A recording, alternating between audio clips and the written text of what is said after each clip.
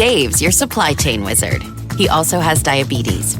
Maybe it's time for a group dental plan with support for chronic conditions. Grin from within. United Concordia Dental. Learn more at grinwithucd.com. Products underwritten by United Concordia Insurance Company.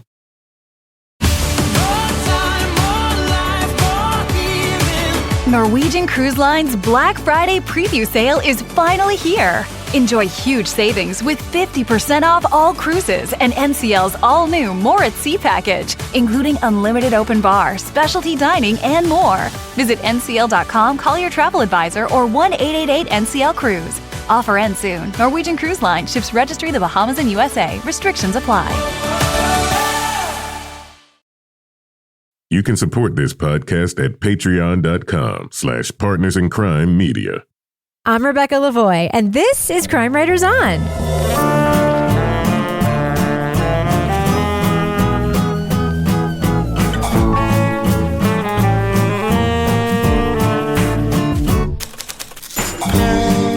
Crime Writers On is the original true crime review podcast that digs into true crime, pop culture, other podcasts. And on this episode, an investigative team hacks into a dark website where people can buy a hitman. Can they convince police and the potential targets that someone's out to kill them? We'll review the podcast Kill List from Wondery and Novel. Joining me to get that done and more is true crime author, TV journalist, and host of These Are Their Stories podcast, my husband and love of my life, Kevin Flynn. Hi, Kevin. I'm looking for, do we have the address for that website? Because I might... It's not real. What? It's a scam. Oh, shit. Remember? It's a scam, but the danger is real. Okay, yeah. I'm well. How are you, Rebecca? Also with us is private investigator, certified pet detective, resident cat lady, and author of the Piper Green series of cozy mysteries, Laura Bricker. Hi, Laura. Hey, Rebecca. And finally, our resident Doubting Thomas, author of the City Trilogy of novels, host of Rip Current, Strange Arrivals, and our Patreon Deep Dive Book Club podcast host, Toby Ball. Hello, Toby. Hello, Rebecca. Where'd you go, Toby? Where'd I go? Yeah, you were like looking for something. I felt something brush against my leg, and I was trying to figure out which cat it was. Yeah. Oh, okay. You weren't afraid it was an assassin, were you? Yeah, it was Olaf. Wallace might be an assassin. Olaf is pretty chill. So, Toby, you have a new podcast episode out today, right? I do have a new episode out today. On Rip Current. On Rip Current. It is episode 10. It's Sarah Jane Moore. She has sort of dug herself into a very dangerous corner. And it's a lot about how she's trying to get herself out of this and about how different people in the radical scene are trying to sort of process things that have just happened and try and figure out what part she played in it. And she's starting to panic. All right. I mean, is there shooting in this episode? Yeah, there's probably some shooting. All right. Guns, stuff like that. Yeah. Radicals. Lawyers, guns, and money. Marxism. Ooh, Marxism. Letters to the editor. Oh, spicy. Yeah, it's kind of interesting in that way pre-internet, 1975, these groups would write these like very provocative letters to the editor that would run in this underground newspaper, and they would just carry on these like fierce debates about things in the letters to the editor section. It's kind of interesting. Yeah, like in that Zodiac book, especially the second one that Jared Kobeck wrote. That's what that guy did. He was like an arguer, letters to the editor person to like this J.R. Tolkien like newspaper. Oh, really? Yes. So this isn't so much Hobbit stuff, but it's about like, who are real revolutionaries and like. Oh yeah, he would do that too. Does killing this person, is that revolutionary or is it counter-revolutionary, or who's a pig and all this stuff. So anyway, check it out if you want. If you don't want to, check it out anyway. Fun fact, my father, who I don't really talk to very much, is an avid letter writer to the editor. So yes, very, very common to see his letters pop up in our local newspaper. It's always fun. They write about Marxism? That and other things. All right. Yes. All right, Kevin, we have an interesting podcast to talk about. Should we get to it? Let's do it. All right. Leading off. I am looking to hire you for a hit. What is the price in Bitcoin for a hit, and ideally making it look like an accident? The site administrator replied, Regarding the price, normal killing by gunshot is $5,000. That is 13 Bitcoin. Killing by gunshot is the easiest and cheapest. A white hat hacker provides journalist Carl Miller with backdoor access to a page on the dark web offering the services of a hitman. The site is just a scam, but the transactions identify more than 100 people who are in real-life danger from someone motivated to harm them. Though the buyers are anonymous, Miller feels an obligation to find the targets and warn them someone is willing to pay to have them killed. So how many do we have? It looks like there's 85. 85 on this list. I scroll through the list. A man from the US, a woman from Russia. Alongside each name, there are contact details, workplace addresses, details of their movements, and in most cases, there are photos. Miller's team is met with skepticism from the authorities, but many would-be victims realize who might be behind the threat. While Miller works to trip up the hitman shoppers before they turn to real-world violence, the team turns its attention to taking apart the website offering murder for hire. It would involve hundreds of murder plots across dozens of countries, a dark web cybercrime empire, the FBI, Interpol, and me and a small team of journalists, investigators and hackers having to make life and death decisions we never thought would be in our hands. The podcast Kill List from Wondery and Novel follows Miller's race against time to warn unsuspecting people around the world that their lives are in danger before the scammed buyers take matters into their own hands. It also covers Miller's own ethical struggle of inserting himself into the story and the emotional toll his news gathering takes. Spoiler alert, we're going to be talking about pretty significant plot points from Kill List, so if you want to remain spoiler-free, go to the estimated time code in our show notes for our thumbs up or thumbs down reviews. Toby, what do you think about the premise for this podcast? This journalist finds himself in a position to warn people who might be on a kill list from someone in their lives and can't figure out quite how to do it. What do you think about that premise? It's incredible, quite honestly. Like I didn't know anything about this when I started it. I was like, oh man. So you've got the names of all these people who somebody wants to kill them in their lives. It just seemed like there's like endless stories here. And it seemed to me it'd be like a great like anthology series for like cable or whatever. But the reality is that each one of these stories is like a small tragedy or like a big tragedy in that it's not just like, I wish that person was dead. It's like, I'm going to figure out how to get on the dark web. I'm going to figure out how to get crypto. I'm going to actually like send messages to somebody asking them to kill. I mean, these are people who are like really in danger. It's not like a whim. It's like people have taken big actions to do it. So there's that part of it. And then there's also this part where it's like, well, who's actually running this site? It's a great scam. I mean, none of these people are going to turn you in for taking their money, right? It's like stealing money from the drug dealer. So once I heard what it was about, I was like, okay, this definitely has possibilities. So I was sucked in from the start in a way that I often am not. Yeah, I thought the premise was awesome. What do you think, Kevin? Yeah, also, I thought this could be like, the plot to a great B movie or A-list movie. I thought the investigation part was incredible too. I mean, you could see why Carl wanted to do this story, even though it has all sorts of pitfalls and certainly was a long-term stressful kind of project because it certainly goes beyond just writing a good story or creating a podcast. But the concept is just so unique and enthralling. And the podcast still does a good job of like telling you this story and also sort of knowing when the proper story is over, but still providing additional content to kind of keep those who are interested going. I would at some point kind of like to talk about I'll put it in quotes, 6-episode series that continues on. Yeah. So, Laura, the series starts with a woman who was murdered back in I think 2016-ish, named Amy. And, the police initially think it might be a suicide because there's a gun found next to her, but pretty quickly realize that her husband did it. It starts there because we find out later that this victim, Amy, had been on this scammy kill list. What do you think of the opening for the series? Yeah, I think that opening, like the way that it was written and the way that the story was told, it reminded me of like what I often refer to as like the old way of doing a true crime book and a true crime nonfiction narrative, where it's told from the point of view, in this instance, from the detective who's coming in and he's coming into the house and he describes the house and the neighborhood and how he gets inside and he sees there's like dogs that had been inside and there's like a pumpkin being roasted in the kitchen. And so it's being set up in that way that you're following along with him as he's going in. He sees pictures, he sees what looks like family, and then goes to the bedroom, finds her body, and the gun is there. And then there's some questions about like, is she right-handed? Is she left-handed? Could she have done this? And right from there, right from the beginning, he's like, something's not right here. And he indicated that she was right-handed. which would explain the wound in the right side of her head if it was suicide. Except the gun wasn't in her right hand.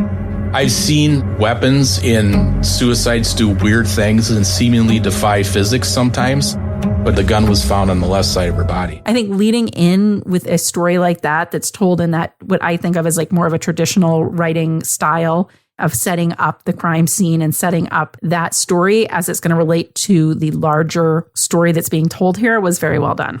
Follow-up question. I have a service called Delete Me that I get through work, which removes a lot of the information about me from the internet and also scours the dark web for data about me. And, you know, it's basically just like, it's journalists very commonly get it through their workplace because it's like you don't want people to be able to track you down. There are obviously other ways to do it, but like this is just like a first defense. Sometimes you get warnings though, right? That's like, hey, your information has been detected. Does this podcast make you feel differently about that? Yeah, because I get those from like my LifeLock, which I got when I was hacked one time. Somebody hacked, I think it was like my bank account or something, and tried to take like a huge transfer from Zelle that wasn't me. So I ended up getting, you know, the LifeLock identity protection. So I'll get those emails that are like, your identity has been detected on the dark web. And I'm like, oh boy. And I also like have my son on there. So I'm like, oh, what did Will do or what's going on? What did Will do now? Like, why is Will on the dark web? Good to assign blame. But I'm not blaming the hackers for that one. Yeah. And then it'll tell you what the threat was when you log into your account. But hearing something like this, you're like, okay, you know, maybe those aren't as benign as they appear when they come in. Yeah. It's really interesting, Toby, because Carl finds himself in this position where he has to figure out, well, first, if he's going to warn people, but he obviously realizes he needs to, but then how? And then there is this incredible sequence where he's working with someone to try to figure out the script for how to tell people, yada, yada, yada. But I think that our current, world's mistrust of journalists and journalism, and also people not liking to get fucking phone calls, which no one likes getting at all, really works against him here. What do you think about the fact that he has such a hard time getting anyone to call him back, to talk to him? He identifies himself as a journalist. Clearly that doesn't work. Did you find yourself thinking what would I do in this situation? On which side? On Carl's side. On Carl's side. If I got a phone call from Carl and left a message, I would completely ignore it because I would assume he was scamming me. Yeah, I mean, I think, what he eventually ends up doing, which is getting people, local people on the ground to contact the people for him, is really the smart thing to do. I mean, you're just so suspicious now of anybody who contacts you that you don't know, or even just phone numbers.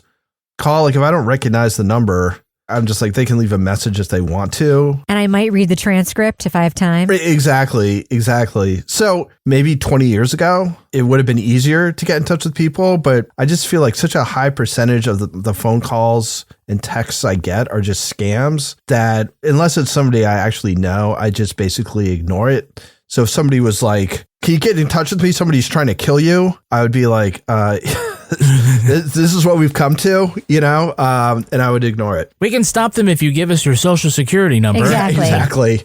My mom's maiden name is... We want to check to see if your mom's the killer. What's her maiden name? Exactly.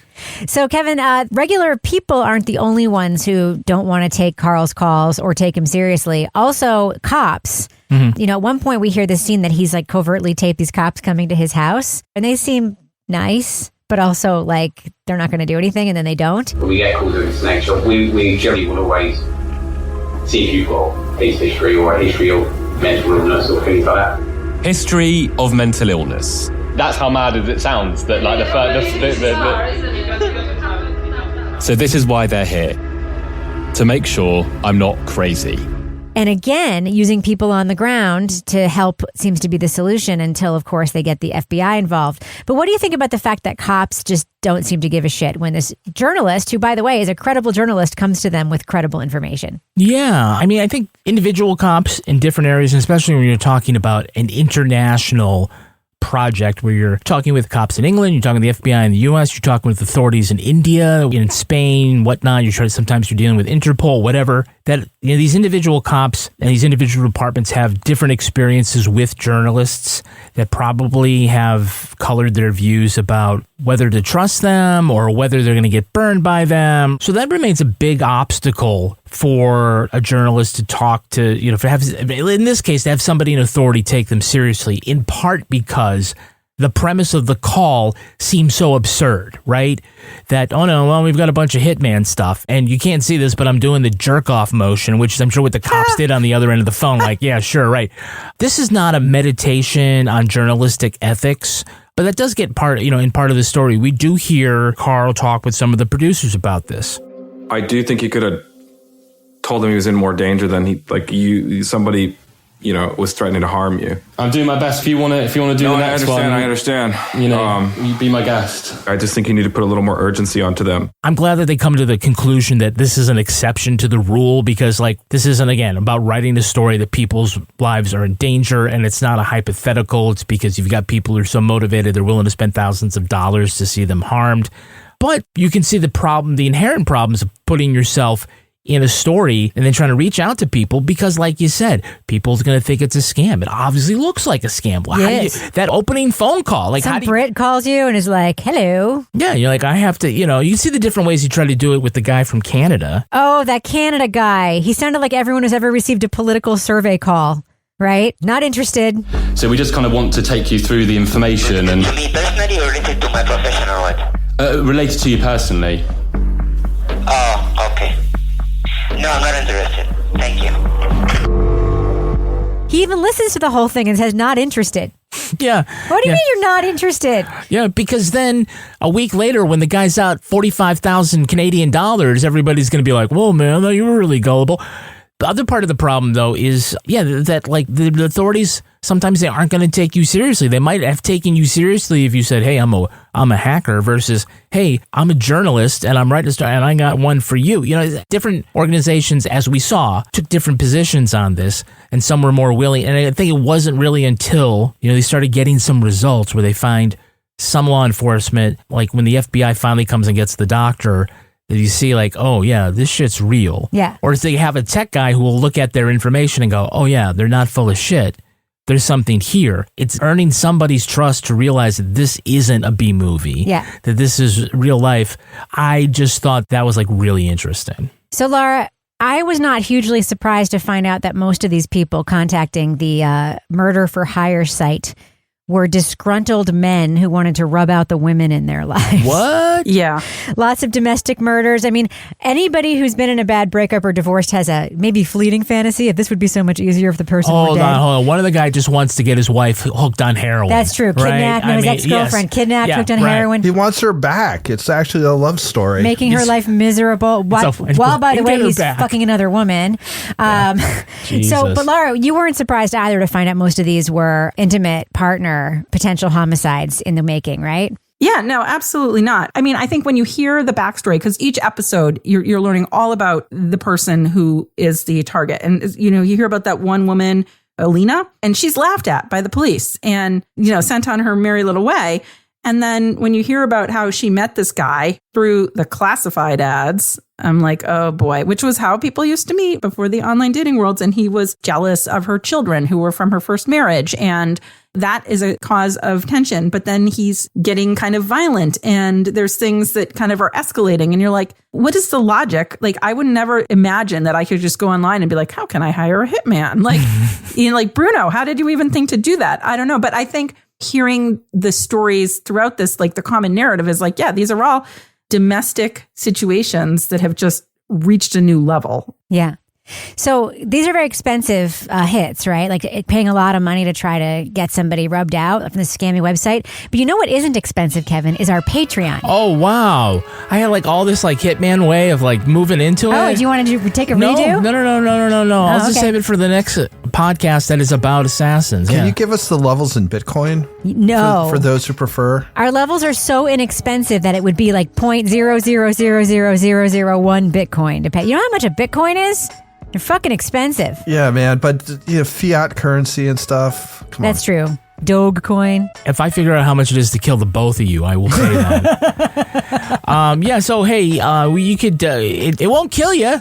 to join us on Patreon. Oh, that's a good one. Yeah, that's We're going to use that one? No, that wasn't the one I was going to use. It's kind of lame. I won't kill you if you join us at patreon.com/partners in crime media.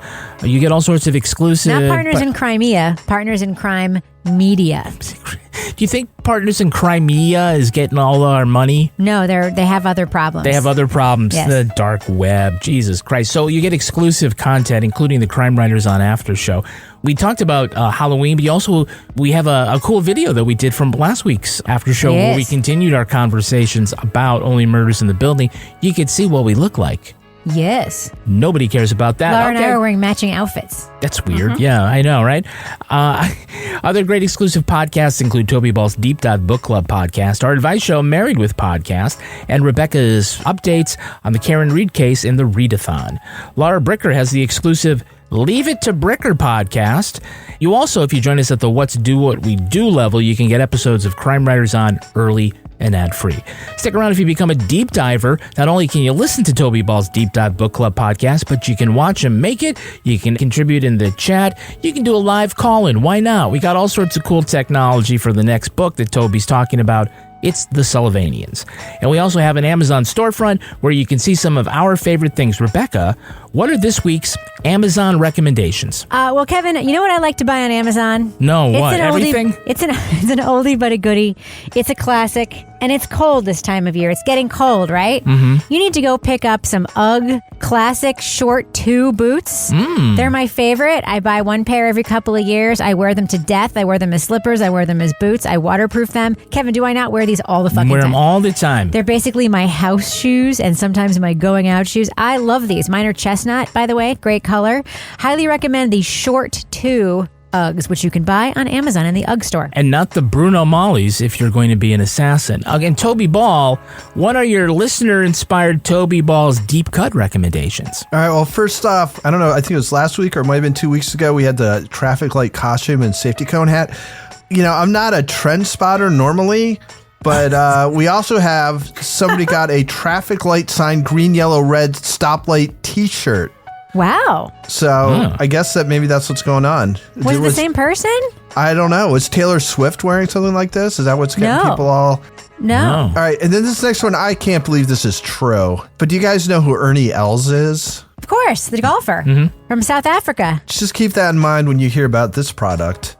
Okay. Ernie Els Premium Salmon Mousse Topper for cat food. What? Omega-rich grain-free cat treat, 1.93 ounce pack of 2. Is this like Dick Van Patten? Ernie Els has gotten into the pet food business? A salmon mousse to put on top. It's not cat food itself. It's the salmon mousse you put on top of cat food. It's a cat food garnish. Yeah, let's just pause here for a second. Because Dick Van Patten got into the pet food business. And we actually, we just stopped feeding our dog for years. We were feeding our dog this Dick Van Patten. It's not Dick, it's like ID now. Yeah, because 8 years was enough. Yes, but like... There you go. Thank you. But that Thank you very much. was tied together because that was very funny. It was tied together because Dick Van Patten was an animal lover, right? It would sort of be like Bob Barker having a pet food brand. It would extend, right? Mm-hmm. Ernie fucking Els is making cat treats? I don't think actually Ernie, but... Yeah, it's... He's licensed his name to a place that's making cat treats? Well, it may be his own like family recipe for salmon mousse. Topper. You guys are cat people. Do you put like enticements like salmon mousse toppers on your cat's food? food? Are you fucking kidding me? My cats get so excited for dry food. Why would I have to dress it up? Yeah, that's all I have to do. Oh, they lick their bunghole. They don't need salmon mousse. Listen, I cook for my dog, so don't look at me. Don't look at me. If they have a little bit of catnip and some dry cat food, they're psyched. I know we're going to hear all about this on social media, so that's fantastic. I recommend cooking for your dogs. Remember, you should shop us first when you go to Amazon. Go to Amazon.com/shop/Crime Writers On. We earn commissions on qualified purchases. All right, Kevin, before we end the business section, I have a question to ask you. Do we have any Patreon patron saints of the week this week? Our Patreon patron saints are Kelly Whalen and Kathy Kartak. Bless you. Kelly, Kathy.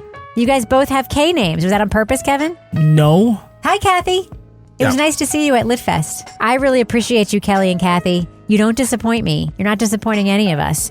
And by the way, if you don't currently belong to our Patreon, I strongly encourage you to try it out. It's pretty fucking awesome back there. Kevin, we're at like 600 episodes of content, right? We're almost up to 700 exclusive podcasts. God, it was just 600 like a couple of weeks ago. This is incredible. Well, we dropped 20, 25 exclusive things. It's good bang for the buck. A month. I mean, it's a great deal. Not only are you supporting us, which is really the important thing, is that you're getting great value for your patronage. We believe in good values here. All right, Kevin, does thus end our business section? Thus ends the business section. I'm going to go ahead and fade that music out right now.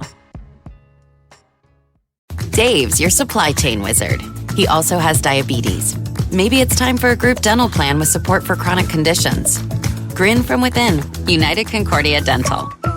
Learn more at grinwithucd.com. Products underwritten by United Concordia Insurance Company. So, Kevin, who's our next sponsor? We're sponsored by Quince. Oh, hell yeah. All right, so this is what I'm going to do. This is the script. Tear it up.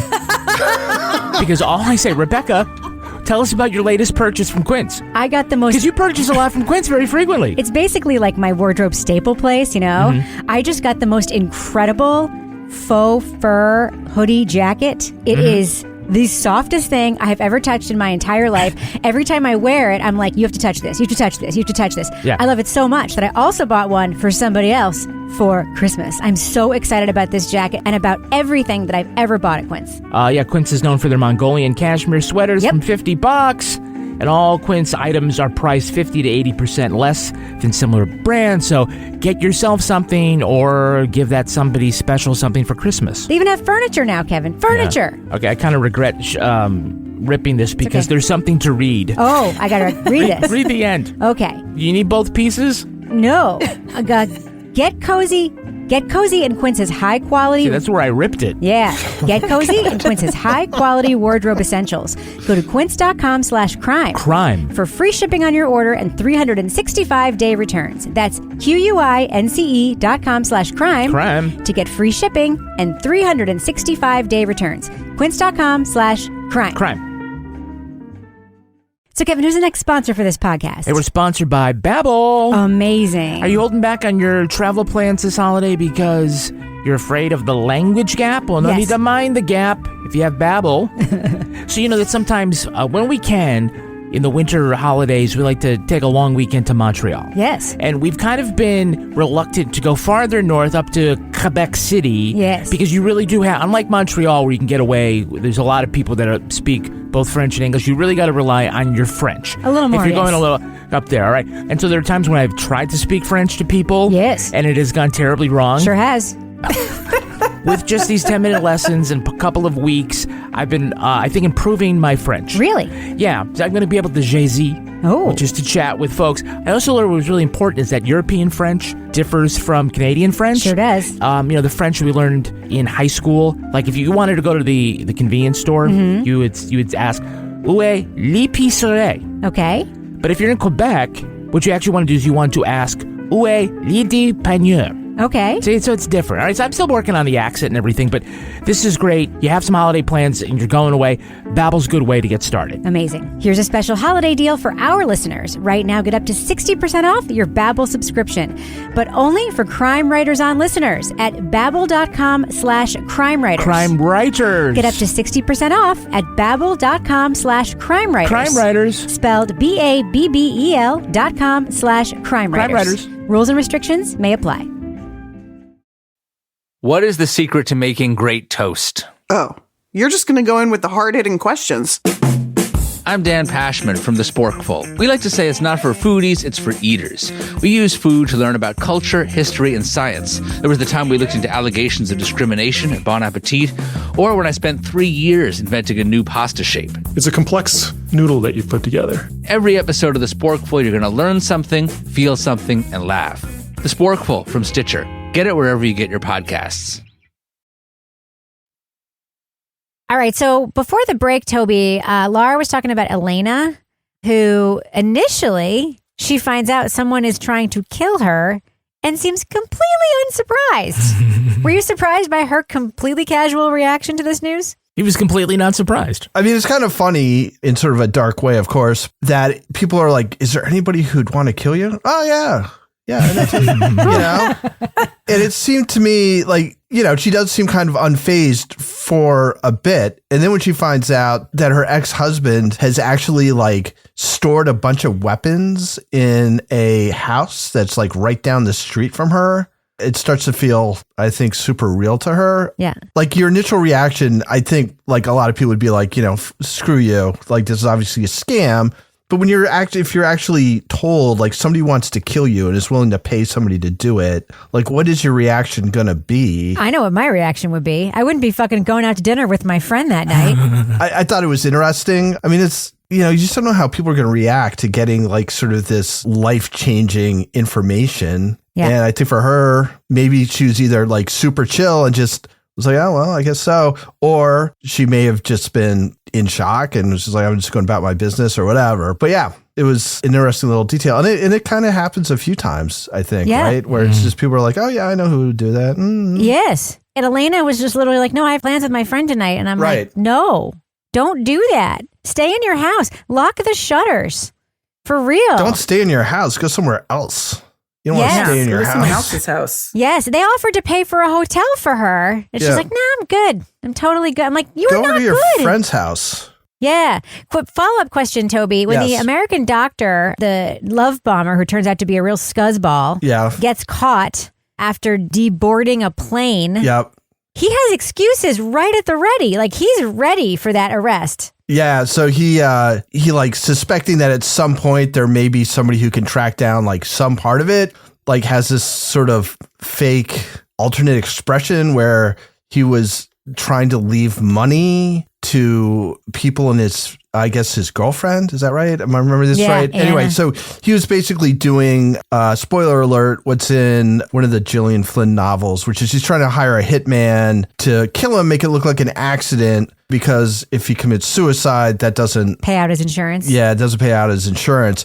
So he thinks he's got this thing, which is like explains him getting in touch with this website, explains the Bitcoin transfer and stuff. And then the cops are like, yeah, well, we've actually also got the emails that you sent to like explain what you wanted to have happen. And that included like kidnapping her, getting addicted to heroin. It wouldn't be the end of the world if her son got addicted to heroin. It's lunacy. And this guy is obviously a complete sadist. And it's all in his mind about getting her to come back to him in some fucked up way. So appealing. So, yeah, I mean, who could resist? But the cops have the goods on him and they're like, well, actually, you know this. And he's just like, fuck. Yeah. That's it for him. I mean, he's caught red-handed. So, Laura, you're an investigator. When you go talk to somebody or when the police go talk to someone and they immediately are like, so you're going to find some shit on my computer. Let me tell you what that's all about. Or you're going to find some shit in this bedroom that's going to look really bad. But let me tell you what that proactively. Is that ever legit or is that person always lying? Well, I wouldn't say they're always lying. It could be somebody that's just a very anxious person who thinks that the right thing to do is to just be totally transparent from the beginning. I haven't had anybody like offer up any super fun stuff like that. So I can't say. Yeah. But I mean, I can relate to the like reaching out to people, and I have to text a lot of people because they won't pick up their phone if I call. And then I'll be like, this is going to sound a little weird, but can you bear with me? Yeah. So I can totally relate to that. But definitely in this instance, in this podcast, the way that whole sort of scenario plays out is like, yeah, this is somebody who's ready. This is somebody who's come up with the version of what they think is going to show them to be the least involved or the least guilty in this. You know what it reminded me of is there's this case in New Hampshire that I'm completely fascinated by. It's an unsolved murder case of a woman who was murdered on Mother's Day in Wolfboro, New Hampshire. And there are two very strong suspects. There's a great 2020 episode about this that they did at the time. And it's her ex-boyfriend and her ex-husband are the two strong suspects. And the ex-boyfriend showed up. I mean, I've always leaned toward him because he showed up the morning of the investigation when she was found and went to speak to the cops and was like, just so you know, you're going to find my DNA in there. I'm like, that's fucking sus as hell. Like, really? I mean, they're going to find your DNA and they're going to come talk to you. But like to proactively be like, so officer, I just want to let you know something. My blood's going to be all over that place. That's fucked up, right? That's really fucked up. It reminds me of the case that I was looking into where there was a murder and the best friend shows up at the house and says, oh, Yeah, I left my jacket in there last night. What? Yeah. He didn't do it. But he just showed up. He's just kind of a stupid guy. Anyway, yeah. Yeah. So, Kevin, let's talk about the website itself. Mm-hmm. Like, it's not a real hitman website. It isn't? Aw. I can't believe there are people who are like, oh, let me Google this. Yeah, I can. I want to find a hitman. Oh, yeah. How would you find a hitman? You fucking Google it. Well, I would call the A-team, Rebecca. They broke out of a military prison. Yeah, I don't know, but to be like, you would Google it. I wouldn't send anybody thousands of dollars. What are you doing, Laura? I was singing the A-Team song. Okay, there you go. I thought Laura was like, I know where to get a guy. Yeah. I probably would ask Laura. I says, you've done defense work. Who's the craziest? Head down to the Ioka. A professional hitman. Yes. And it'd be like, yes, the electronic voice. You could just hear like, yes, I would just send us more money, please. It just is so. It's so. Do you think hitmen stupid. take payment afterward? It's the dark web. They're asking for Bitcoin. To I me, like know, all the trappings are there. I know. You gotta pay up front. I mean, there is like a question about here, like do your own dirty work, asshole. Do your own dirty work. I mean, that's the problem, right? Is at some point, if you are motivated enough to spend thousands of dollars to have someone killed, one, you are a super passive. Oh, is that the problem? Menace. Yeah, you know, the demasculinization of the American male is forcing us to buy hitmen instead of doing it ourselves. It's the woke mind virus, Toby. Yes. Get your own sniper's rifle. Yeah, no. No, it seems as a way it's like, oh, I want someone else to do it. It doesn't read to me at all like I'm being a smart mastermind. It's like I can't confront somebody in any way, certainly a violent way, non-violent way. I don't know. I think I'm going down the wrong path. But what with about this. like the whole how do you catch them part? Well, I mean, that's it. Like, is there a purpose to this website beyond it just being a scam? A part where, like, maybe there's a benefit to this? Because technically, right, the victims of the scam website are the bad guys. But does it serve as a purpose, serve as a trap or a lure? Because I think about, like, those cops that go online and they pose as children to lure child molesters. Like that dude in Keene? That dude in Keene, New Hampshire, right? He's like the best at it in the world. They kept making arrests of guys in Keene, New Hampshire. The guys from all over the country, they would arrive by bus to Keene. You think someone would Google like one arrest, one news story about, oh, the 15-year-old in Keene was actually a cop? That's funny. I'm talking to a 14-year-old in Keene. It's got to be a different person. No, when you Google Keene, you just get that was the place they filmed Jumanji. That's all you get. And you get the pumpkin riot. Yeah. I mean, yeah. Pumpkin riot was something. It's a problematic way to address a problem, but getting potential criminals to self-identify, I mean, there is some value in that. So whether or not you get on a bus to Keene, and by the way, I remember the last arrest that I saw, the guy's online handle was Tyrannosaurus Teabagger. Oh, hot. It's super hot, right? If you get on a bus to Keene or you make a Bitcoin payment to Eastern Europe to get a hitman, you've demonstrated intent to commit a crime. Yes. And you could have the philosophical discussion about, is it better to let them identify themselves and then act on that versus, saying live and let live. Is it a thought crime and not a real crime? That dude isn't doing any of that. He's just taking their money. He's not. Yeah. That guy's just taking the money, right? He's not tracking them down or just passing on their information. He's just like, thanks, good luck. Well, to answer both your questions, Rebecca, if you've paid money, that's not a thought crime. Right. You've demonstrated intent. Right. Toby's right. This guy, I mean, he is a scammer, but like it seems like at some point the cops may have done what these white hat hackers have done, where they've infiltrated the website either to get the information or to run it themselves. Right. So I don't know. I mean, it's not just like shutting down a crack den or something like that. It's, it's worth having the discussion, and I'm sure they have, about whether or not it makes more sense to keep this up so that they can identify people who are so angry and motivated and potentially violent that you find out about it before they act than after. Yeah, 100%. But one of the interesting things the guy does to kind of push people towards him is on the normal web. He has a hitman rating service where he rates different hitman sites, and he rates his the highest. So clever. That was that Eura guy, right? Yes, that's so freaking clever. We should do that with our podcast. Yeah, I was like, SEO isn't just for legitimate businesses anymore. Oh, God. Yes, it's like if we were reviewing podcasts, but we kept reviewing our own podcast as being the best one. Yes. But the whole thing about that one, though, was that was how they were able to get subpoenas in the U.S. because the server that was doing that was based in the U.S. Right. Speaking of law enforcement, though, Laura, final question.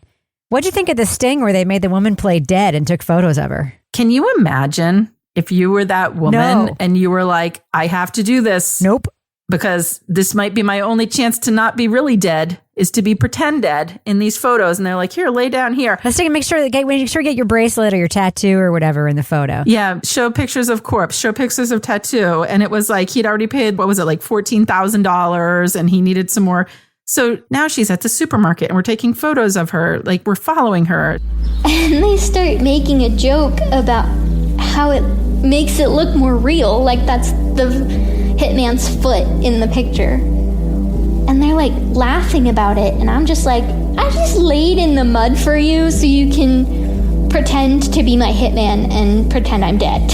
Like, why are you laughing? I mean, on one hand, I'm like, okay, it's empowering that you're taking over and you're involved in putting a stop to what's happening to you. On the other hand, the thought that you have to do that is so overwhelming and freaking terrifying that it's like, how do you come back from something like that? Yeah. How do you ever trust anybody again? You don't. Can I ask one quick question? Sure. So this is like, so it's this British guy who does it, but it's Wondery, but it also feels like kind of a British podcast. I try and wrap my head around, like, what is it about British podcasts that never quite seem real? Like there always seems like this like weird little veneer of something coming between the actual story and then what we're listening. And I think part of it is that the people they interview always sound so polished and as if they're reading off a script. Like you'll hear them talking, like not in this one in particular, but in other British ones we've heard, like they'll talk to some homicide detective from Yorkshire and he'll just talk in like complete sentences without saying like or ah. And it's just like he's acting.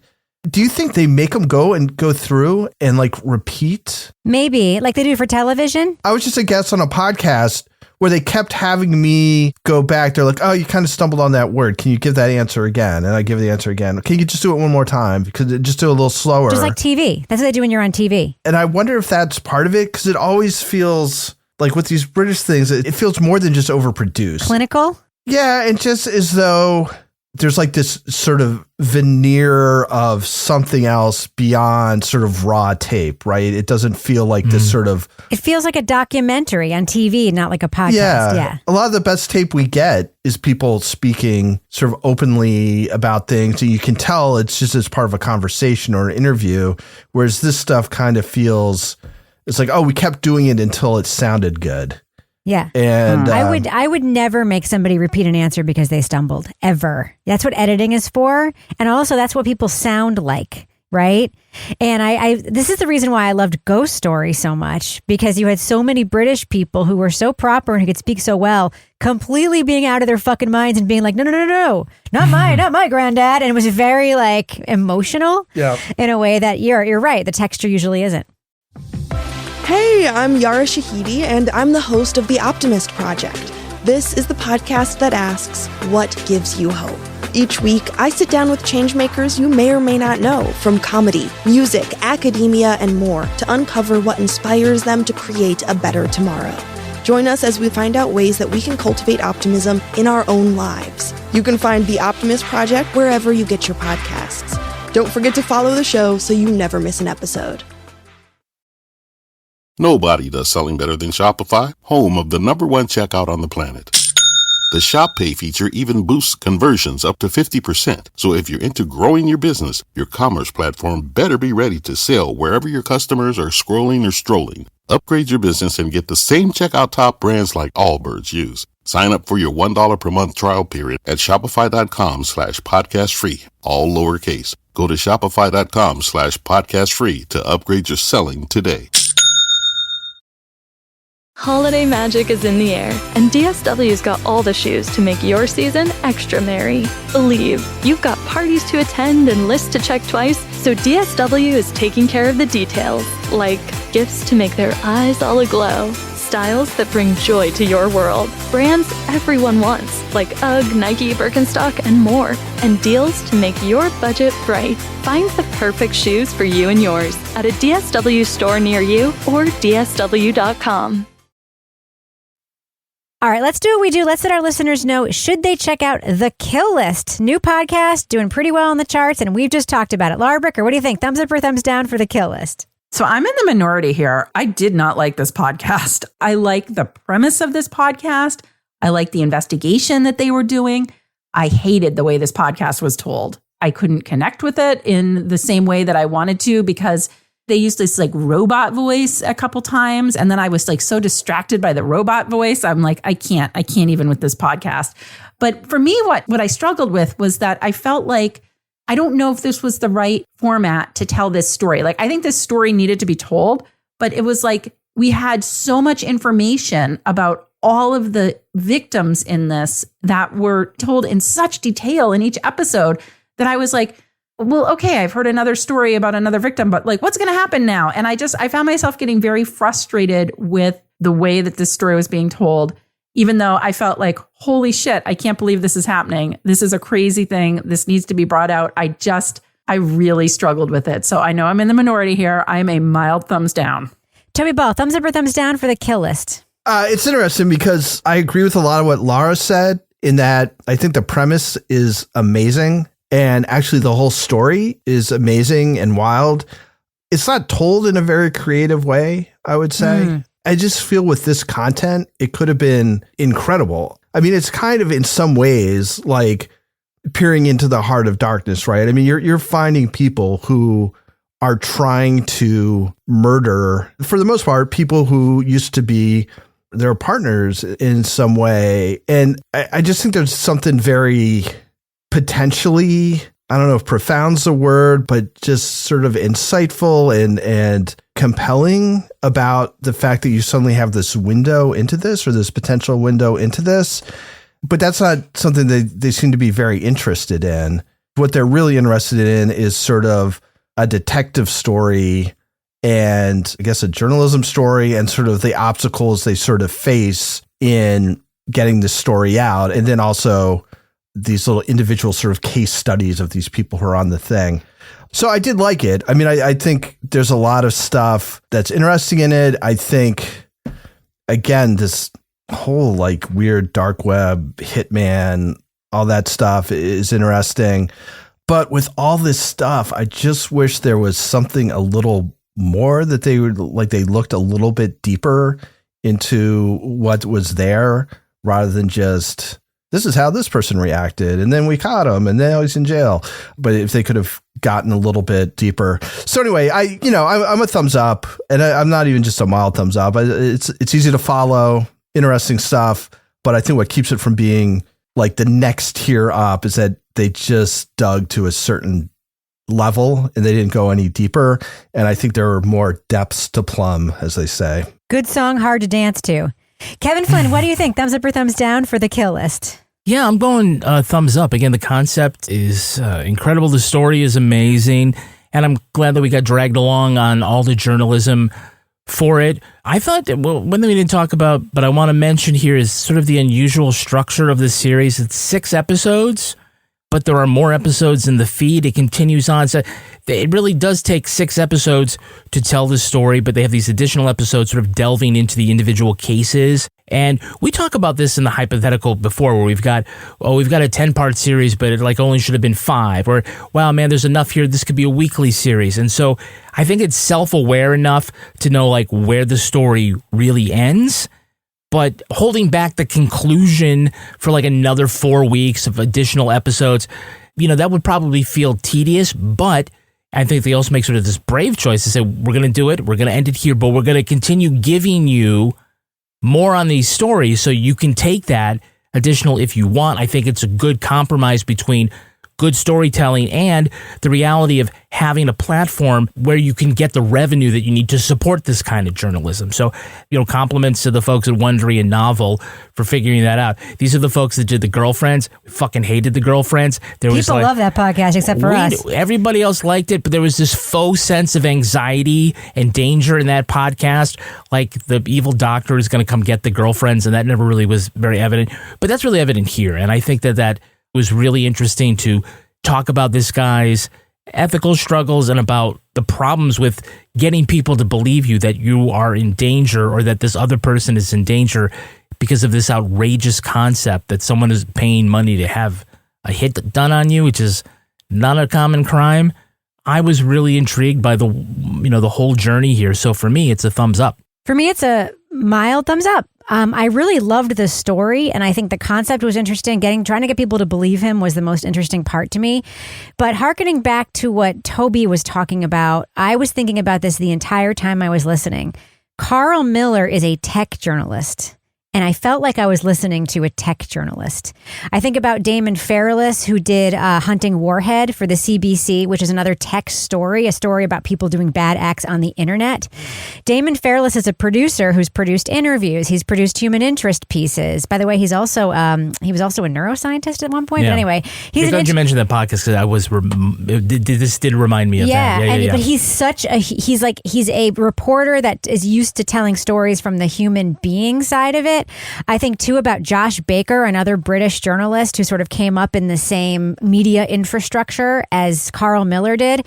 But Josh Baker is a conflict journalist, very, very used to having to talk to people all the time and then put them in his stories. And he sounds like it. So even when he's telling a complicated or technical part of one of the seasons of I'm Not a Monster, it feels like he's thinking about the impact on the human beings in the story, and you really hear their real voices. You don't hear that overly polished sound of people sounding like they rehearsed their interviews. It just sounds like he's talking to you. It sounds like, he's getting a haircut from his dad, the barber, and he inserts that. Like it's a really human story, even though a lot of it takes place in places and with people that are very, very different from us and that we will never meet or see like in real life. And that's the difference. I feel like this was done by a tech journalist who hasn't crossed that Rubicon into reporting on people. And that to me is where the barrier is. That being said, it's an interesting enough story that I do think people will like it. And the best parts of the podcast are when you see him struggling with the reporting, because that's the only human part of the podcast. All right, that does it for us. But before we go, Laura Bricker, I have to ask, do we have a cat of the week this week? We do have a cat of the week this week. And in honor of the fact that it was taped on Halloween, Samantha sent in a picture of her pretty black cat, Laszlo. Laszlo is obsessed with the treadmill. Don't worry, he's always supervised when he has access to it. There's a video of Laszlo trying to go on the treadmill. I wish I could find some of Laszlo's inspiration there. I imagine he's rage walking to many true crime podcasts he hears me playing around the house. When he's not getting his steps in, he alternates between stoic creature of the night, silly goose, and spoiled tiny baby. Please see attached rage walking video and some bonus photos to capture his many moods. I'm so glad we have a black cat. Black cats are the most least adopted cats at shelters and stuff because people don't find them photogenic or people find them creepy or whatever. Black cats are fucking awesome. Adopt a black cat. Oh, hey, Toby Ball's got a black cat. Yeah. Oh, he sure does. Look at that black cat. I didn't know you had an all black cat, Toby. What a cutie. It's Olaf. Yeah. So cute. I didn't even know that Olaf was a black cat. So Olaf, cute. the killer. No, Littlefoot was the killer. Littlefoot, yeah. Okay. The tiny assassin. Olaf is the snowman. Yeah. All right, Laura Bricker. If folks want to reach out to you, of course, they can email us at crimewriterson@gmail.com to send us their animals, any kind of animal, but a cat of the week. Even an iguana could be cat of the week. But if they wanted to reach you on social media, Laura, how can they find you? You can find me at Laura Bricker on Twitter and Instagram. Toby Ball, how can you be found on the internet? That was kind of a wild shot at iguanas, but you can find me at Toby Ball NH. I used to have a pet iguana. I love iguanas. Even iguanas. I mean, they're different from cats is what I'm trying to say. Kevin Flynn, how can you be found? I'm at Kevin P. Flynn. You can follow me everywhere at Reb Lavoie, mostly Instagram and Twitter. But mostly, if you want to meet people who enjoy the show, just like you're doing right now, join our Facebook group. It's fucking awesome. It's like 7,000 of the most awesome people on the internet. We kick out assholes immediately. Conversations are smart, kind, lovely, and cool. Everyone there is cool. Get episodes early and ad-free at patreon.com/Partners in Crime Media. You get everything we make back there as well. Kevin, there's so much stuff, right? Like 700 podcasts? So many. Our theme song was composed and performed by Tyler Gibbons. Our editor is the wonderful Livy Burdett. The executive producer of this show is sitting next to me, and his name is Kevin. This show was recorded in Studio C, the closet in our New Hampshire basement, where at least we know enough to change the password on our dark website at least once in a while. On behalf of all the crime writers, too. Yeah, thousands in Bitcoin. On behalf of all the crime writers, thanks so much for listening. We will catch you later. It also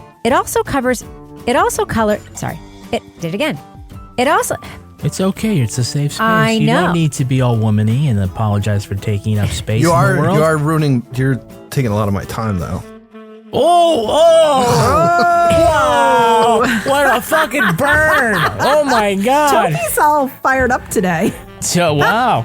Do we have Bitcoin to spend on Toby? If I weren't having such a good fucking hair day, I would hang up on you right now.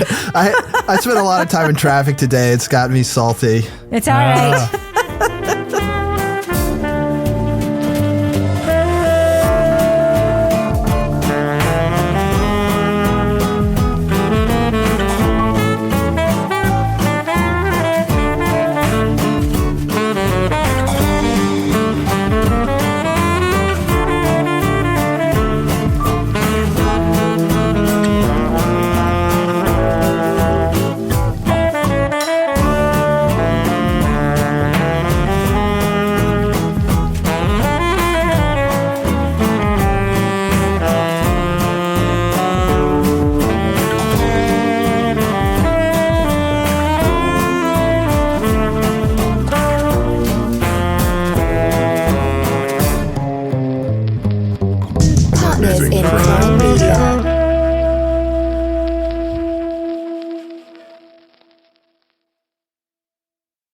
Hi there, it's Andy Richter, and I'm here to tell you about my podcast, The 3 Questions with Andy Richter. Each week, I invite friends, comedians, actors, and musicians to discuss these 3 questions. Where do you come from? Where are you going? And what have you learned? New episodes are out every Tuesday with guests like Julie Bowen, Ted Danson, Tig Notaro, Will Arnett, Phoebe Bridgers, and more. You can also tune in for my weekly Andy Richter Call-In Show episodes, where me and a special guest invite callers to weigh in on topics like dating disasters, bad teachers, and lots more. Listen to The 3 Questions with Andy Richter wherever you get your podcasts.